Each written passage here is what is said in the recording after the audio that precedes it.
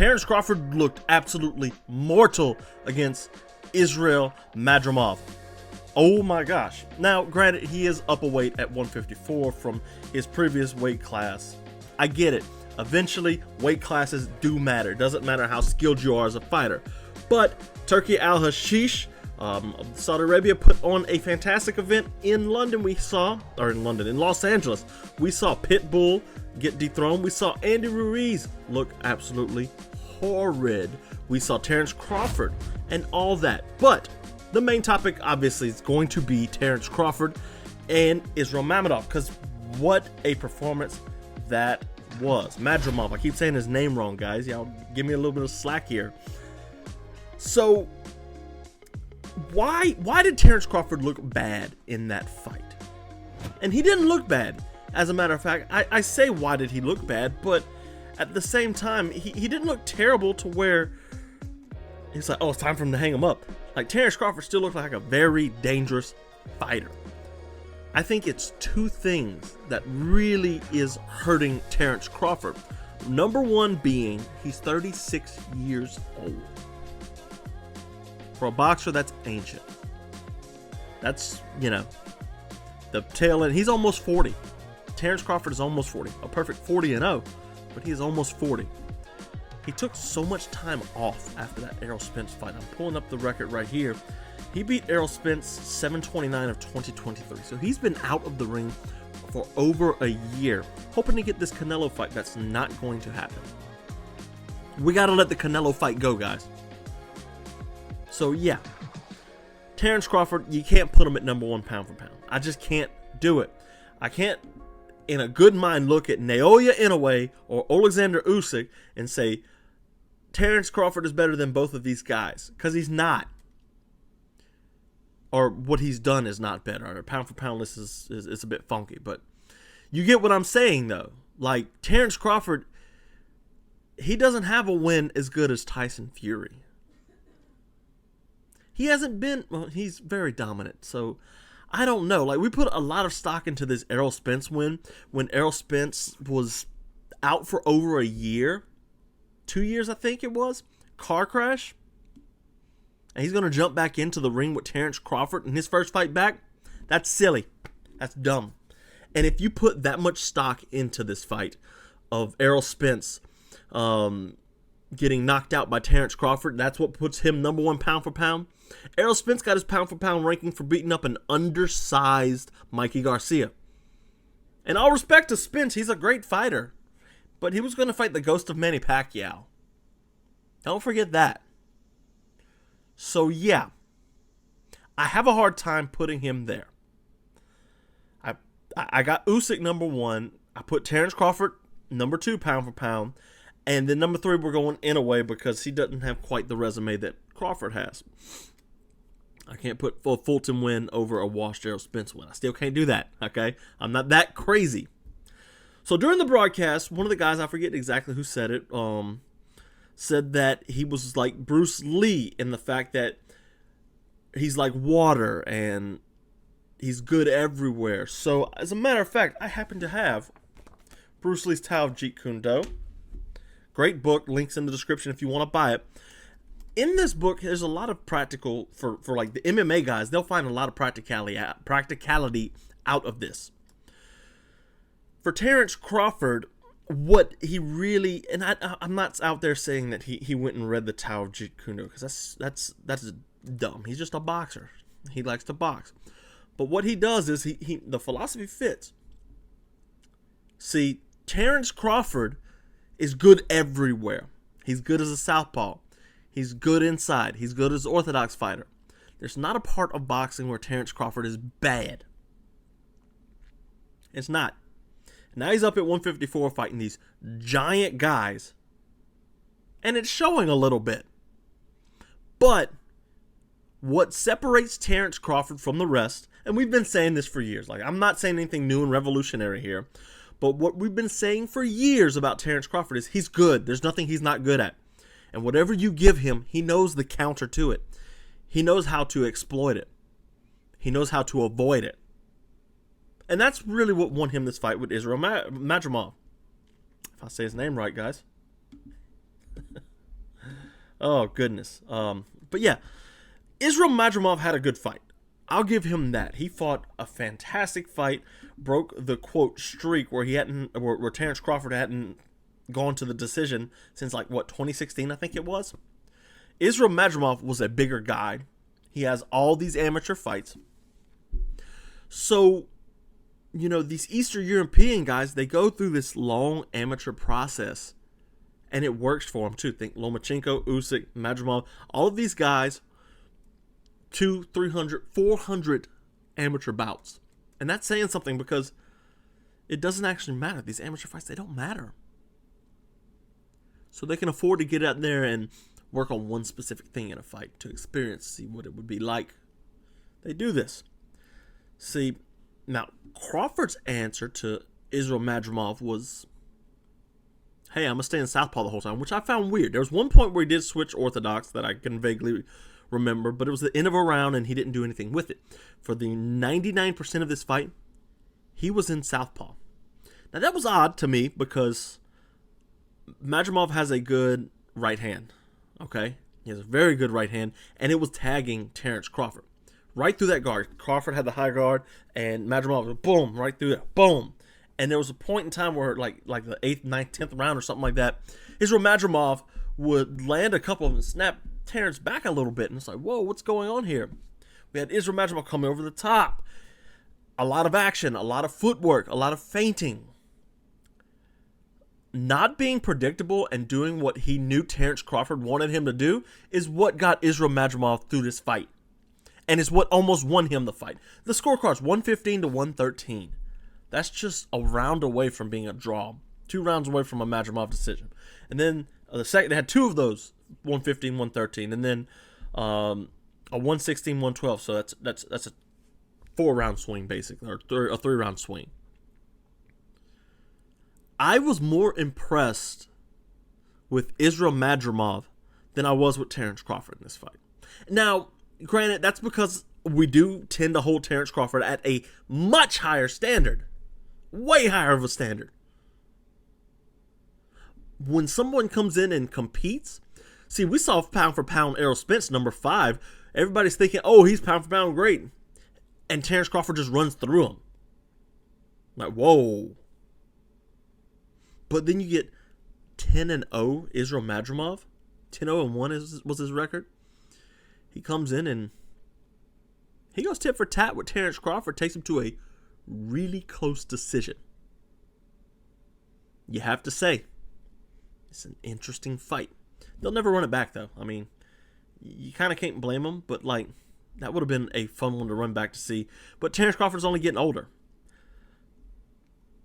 What really stuck out about Madrimov to me, what I really thought that he did well in this fight was he wasn't overexcited to fight Terence Crawford, the best pound-for-pound fighter on a lot of people's list. He wasn't there to get steamrolled. He was there to fight and win, and he almost did. Now, Terence Crawford is a boxer second to very few people, second to none in any division he's fought in. He's going to get the win. He's going to go out there and do what he has to win. And in that 11th and 12th round of Terence Crawford, he took over. He started upping the volume. Oh, Crawford doesn't like to lead. He likes to counter. Yada, yada, blah, blah, blase, blase. You know what? Terence Crawford went out there in the 11th and the 12th and the 10th round, those last 3 rounds, and he said, I know this is too close of a fight. I need to go out there and either get a finish or win all 3 of these rounds. And he fought just like it. Now, I didn't see the exact scorecards and how people scored it either way on those last 3 rounds, but he fought like it. Like Madrimov had his moments in those rounds, but he didn't really do what he needed to do. So now they're hollering, if Canelo ain't fighting him, and Canelo probably ain't gonna fight him at 168. You can't be like, oh, this is the guy. Canelo is that's way too big of a jump, and we've seen just now just how much weight does affect Terence Crawford, because it affects him. So now we're talking Virgil Ortiz. Now there's also Sebastian Fundora and Tim Tszyu in this division. That'd be really fun. Fundora, the lanky 6'20", however tall the guy is. But they're saying Virgil Ortiz is next, and he fights this weekend. And that'll be the fight we're going to be talking about next week, the Virgil Ortiz, just for the simple fact that Crawford's in play with this. And Virgil Ortiz is, undefeated as well, 21-0 with 21 knockouts. So yeah, I like that. I like the Charlo fight for Crawford. That's another good one. Bakramurz Ataliev is there, 22-0. But he's 31. Charlo, Tim Tszyu. Fundora is the one I want to see the most. Fundora is the one I want to see, because it's just, how would Terence Crawford deal with a guy with a 1,000,000-inch reach advantage? That's really all I'm concerned with. So I overall, really sucked to see Israil Madrimov get his loss, but it couldn't have been to a better guy. And like Canelo had the loss to Floyd Mayweather, and it's like, yeah, but it couldn't have been to a better guy. It's to Floyd Mayweather, 50-0 now. So good on him. Pitbull, Isaac Cruz, one of my favorites, dethroned by Jose Valenzuela. Dethroned. Just snagged from it. Like, it was supposed to be a close fight. And Jose Valenzuela, who is 13-2, not a lot of people gave him a chance, but like looking at this fight on paper, and it's like, okay, there's no way. Lost to Chris Corbett, Edwin De Los Santos. There's no way. He beat Francisco Vargas. Okay, he shouldn't have beat Pitbull, right? Isaac Cruz was the man. He ran through Rolly Romero, which is not saying much. I do think he's just undersized for this division, which is 140. I think he's too short, and we saw that with Jose Valenzuela, using his length to his utmost advantage, as he should. And it was really cool because Isaac Cruz is very, very predictable. He wants to get in on you. He wants to get in there and hammer home those hooks to the body and then come up top. That's his game plan every single time. Jose Valenzuela was ready for it. Now, granted, Pitbull came out like a pit bull and was starting to put it on. I was like, man, he's really going to run away with this. Jose Valenzuela's not got a shot. And then slowly but surely, after 2 rounds, 3 rounds, Jose Valenzuela's jabbing, crossing, keeping his footwork light, circling out and away. I don't really think it matters what hand you circle into for Isaac Cruz. Now, granted, there were several moments to where Isaac Cruz would catch him circling out, and he would land that hard right to the body. And eventually, Jose Valenzuela determined, hey, he's throwing that hard right to the body. I need to fix it. I need to quit, and I need to make sure I don't get caught with that again. And he didn't. Fantastic performance from Jose Valenzuela. One of the best. And it wasn't the most exciting fight in the terms of, drama with knockdowns and hurt fighters and back and forth action. But it was a real fun fight to see. How do you fight a guy like Isaac Cruz, who comes forward, you can't hurt him, he's got a cinder block for a head and no neck. Like, his head literally just sits on top of his shoulders like this right here, and it's like, oh, how do I hurt this guy? You don't. But you can outpoint him for 12 rounds. And you have to be on your P's and Q's for all 12 rounds. Otherwise, he's going to catch you, and he's going to put you on the ring's floor. And that's it. Once he smells blood, it's over. Ask Rolly Romero. Really stunk, though, because I like Isaac Cruz, and I really wanted to see him versus Subriel Matias. Subriel Matias lost. Isaac Cruz lost. So now, 140 is an odd division. It's crazy. Valenzuela is ranked 14th. But you got Haney and Lopez there. You got Valenzuela at the top of that now. I'm trying to pull up the champions there. Turarov, let's see, Valenzuela, Albert Puello, Teofimo Lopez is there. So there's some good guys, but Isaac Cruz is not going to play into that now. I would have loved to see Cruz and Teofimo. That would have been a fun fight, but now it's not happening. Now somebody's going to fight Jose Valenzuela and take that belt. That's just what you do. That's just what you do to a guy like that. Andy Ruiz does not actually take boxing seriously anymore. After 2 years off, 2 whole years off, he failed. He fell hard. He lost a unanimous decision. It wasn't even close to Israil Madrimov. Now, I will give Andrew, he looked good early in the fight. As hands speaks, like, wow, this is Andrew. This is what he's good at.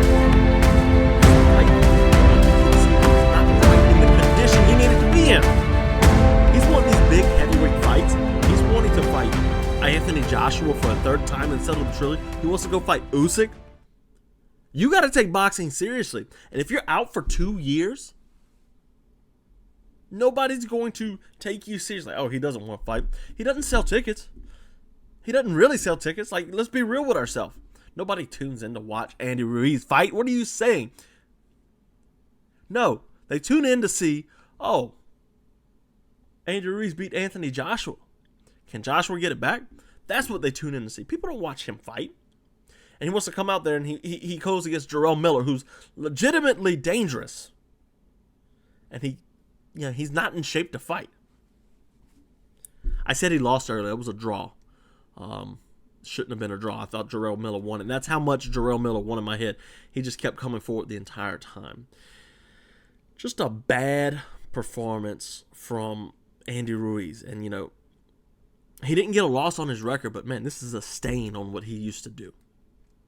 The hand speed and stuff. And, he beat Joshua on short notice, and that's his claim to fame now, having all the belts. Or almost all the belts. He never fought Wilder. Wilder comes back. Let's do Andy Ruiz versus Deontay Wilder. That'd be an interesting one. Not. I have no desire. None. Unless we're putting him against Martin Bakole. Because Martin Bakole does end Jared Anderson, the fraud.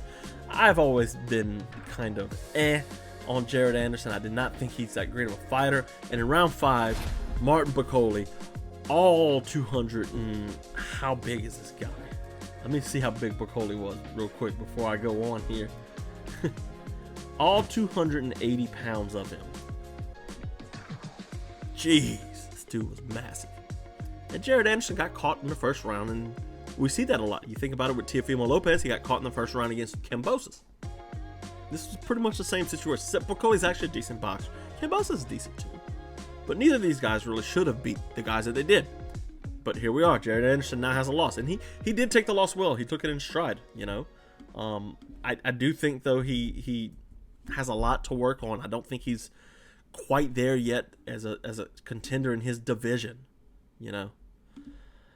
I don't know, man. Like, Bakole, I'm happy for him, and I hope he gets these big fights. I hope he goes out there and fights the fights that he deserves, because he's been there. He's done that, Zhilei Zhang, book him against Zhilei Zhang. That'd be incredibly fun. There's so many options out there for him, and I can't see anybody wanting to take it.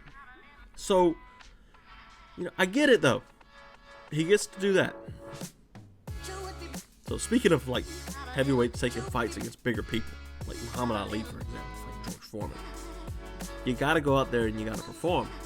And in this film study right here, we talk about Muhammad Ali and his win over George Foreman. A lot of people didn't count Ali to win this fight. They thought he was going to be knocked out like Joe Frazier and Ken Norton had. Instead, Muhammad Ali went out and got the win. And in this film study, we look at just how he did that. Because, yes, it was fantastic.